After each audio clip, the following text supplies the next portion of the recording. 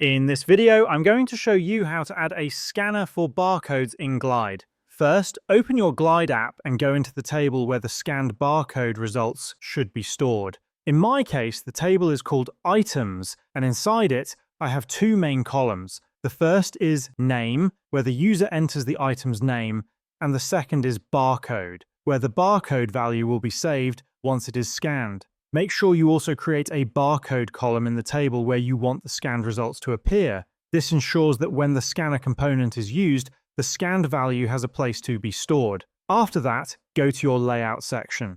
Then open the screen where the user will scan the barcode. For me, this is the Add New Item screen. On the left-hand side, you can see I have two components, a text entry for the item name and a scanner component for scanning the barcode. I'm going to delete the scanner component and show you how to add it again from scratch so you can follow along step by step. Click the plus icon on the left-hand side of the screen, then search for Scanner. Once it appears, drag and drop it into your component list. With the scanner selected, look at the right-hand side menu. Under the Write To section, make sure that the correct barcode column is selected so that the scanned barcode is stored in the right place. Below this, you also have an option to choose what action should happen after the user scans the barcode. Click on the Action field, and in the drop-down, search for Show Notification.